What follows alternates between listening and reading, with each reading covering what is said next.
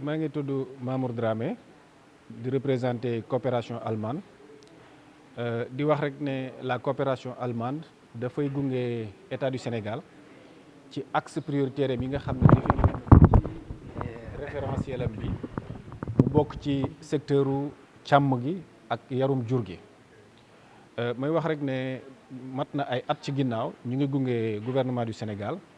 pour mu am loi boo xam ne day méngoog soxla acteurs yi nga xam ne ñoo nekk ci càmm gi ba tax na coopération allemande day ànd naag gouvernement du Sénégal organiser ay concertation au niveau de la base ba nga xam ne jël nañ li ñu jàpp ne soxla askan wi la ci sa en tant que sàmm mais aussi jël nañ li nga xam ne ay àq ki yelleef yoo xam ne càmm yi yàgg nañ ko soxla te amuñu ko woon ñu tënk ko ci loi boobu loi bi ñu adopté ko en 2023 tey nag la coopération allemande di gungewaat gouvernement du Sénégal pour que mu mën a jël décret d'application boo xam ne dina gën a faram-fàcce nan lañ war a doxalee loi boobu ci wàllu càmm gi sànq dégg ngeen directeur de cabinet du ministre wax na ko nee na ci àll bi li ci gën a jafe mooy ñëppay xëccoo pour jot ci suuf gi te sàmm gi dafa laaj suuf su yaatu kon dafay baax ñi tënk ñooñu seen àq seen yelleef mais wax leen aussi ràññale aussi ñoom nan lañ war a jotee ci suuf si ak nan lañ war a mën a dëkkandoo bu am jàmm ak ñeneen ñi nga xam ne ñu ngi ci suuf si coopération allemande nag lu muy xaar mooy ni mu gunge woon gouvernement du Sénégal ba mu am ay loi mu gunge leen ba loi yooyu ñu mën ko jëfee loi yooyu nit ñi mën ko jël def ko muy seen dund au jour le jour ba nga xam ne lépp luñ ciy xaar ci dëkkandoo jàmmoo ci suuf si mu mën a am ci Sénégal. Cheikh Oumar Bamba Diop député muy jotaay boo xam ne rek li ko taxoon a jóg mooy fexe ba créer cadre juridique boo xamante ne maanaam càmm gi ci lay nekk mooy càmm gi ci ñu yoonal ci kayit fan lay tàmbalee ak fa nga xamante ne foofu la war a yem loolu nag jàpp naa ne assemblée nationale du Sénégal am na ci rôle bu mag a mag boo xamante ne war na ko ci jouer du moment que wax nañ ne décret la wax nañ ne projet de loi la waaye xam nga ab loi dafa soxla li ñuy wax efficacité ak efficience ak effectivité mooy mu prendre en charge li nga xamante ne moom loolu prendre en charge waaye maanaam buñ ko jëlee mu doon luñ mën a doxal te buñ ko doxalee mu am njariñ loolu moo tax assemblée nationale du Sénégal ci commission du développement rural ànd ak ministère bi depuis atelier yi nga xamante ne ñu ngi koy wootee yëpp ngir gën a imprégné wu ci mbir mi ngir bu ñëwee ci seeni loxo ñu mën cee taxawaay yi nga xamante ne moom lañ ci war a am ngir baykat bi di épanouir ci réew mi waaye sàmmkat bi di épanouir te kenn du dugg ci sa kenn ku nekk rek respecté sa morom fi nga xamante ne foofu la sa xaq yam rek fi la ak yi keneen ki di tàmbalee nga respecté loolu. jërëjëf Cheikh Oumar Bamba Diop. tey dañ ñëwoon ci turu ministre de l'Agriculture, de la souveraineté alimentaire et de l'élevage docteur Mabouba Diagne mais également ministre secrétaire d'État aux coopératives et à l'encadrement paysan docteur Alpha Ba présider atelier de partage mais également de validation du projet de décret du code pastoral. Le code pastoral jot nañ ko voté depuis 2023 mais boobu ba léegi jotul woon am ay décret d'application te xam na ngeen ne loi moom bu amul ay décret appliqué ko day xaw a daal di jafe waaye nag ci ndigalu président de la République son excellence Bassirou Diomaye Diakhar Faye ak ci conduite premier ministre Ousmane Sonko dañ ñoo jox ndigal ne nañ ko defar lu mu gën a gaawee waaye nag ci defar boobu noonu nañ ci fexe ba waxtaan ci acteurs yi bi ñëpp gis ci seen bopp bu ëllëgee bu ñu koy appliqué ñëpp mën a xam ne lii kat ñu ko d'accordoon te loi bi li la wax ñu tënku ci ba mën ko daal di def. atelier bi nag tey ñu ngi ko def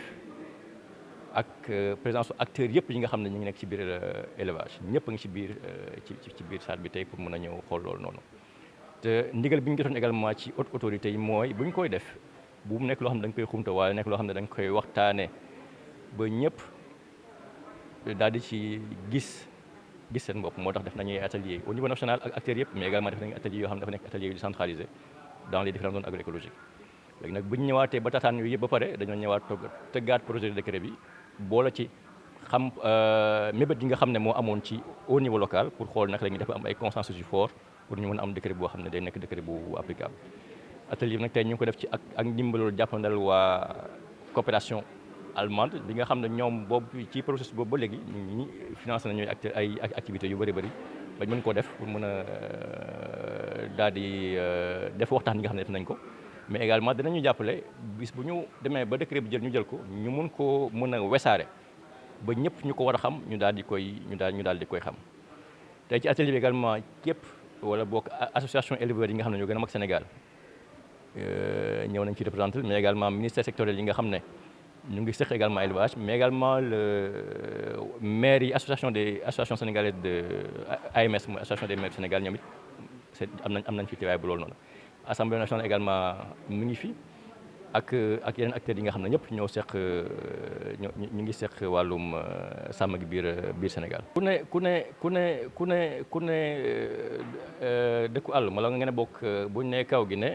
dafa nekk fois espace boo xam dañ koy sàmm, dañ fay bay parfois ñu fay napp wala ñu def yeneen activité yoo xam ne yëpp dañ koy def ci même benn espace lañ koy def. donc nag bu amul ay jumtukaay yoo xam ne day tax ku nekk mën a exploiter li nga exploiter yam fi nga war a yam, xam say droit ñeneen ñi également respecter say droit day nekk loo xam ne day am pëcc xóotu su boobaa ay xeexoo ak ŋaayoo dafay daal di am comme liy faral di am ñu koy gis bu nawet bi commencé. parfois sàmm yi romb ñu ne dëgg nañ suñu tool, parfois sàmm yi romb également ne yoon bi ñoon jaar kat fàtt nañ ko wala yu demee noonu day indi ay coow yoo xam ne day bëri trop bu nawet bi loolu wala bokk bu nawet bi di jeex. bu ñu demee nag ba nga xam ne dañuy dem di après ba nar a appliquer le décret bi nga xam ne moom moo loolu code pastoral bi dina tax ba xuloo yooyu ak xeex yooyu noonu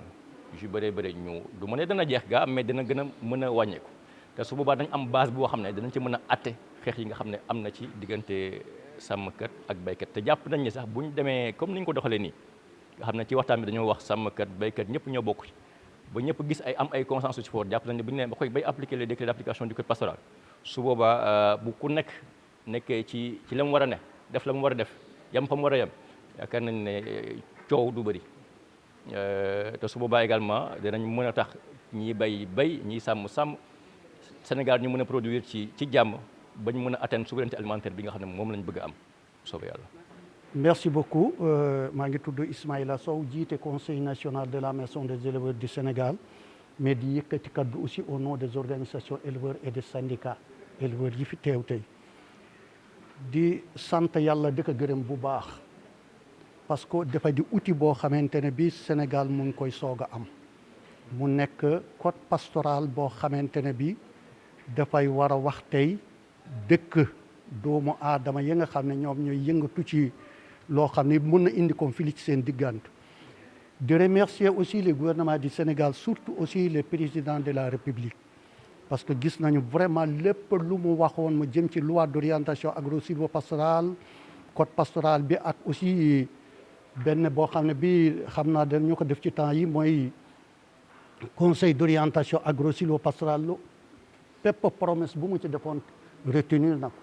loolu lu am solo la. ñuy féliciter aussi monsieur le ministre de l'agriculture, de souveraineté alimentaire et de l'élevage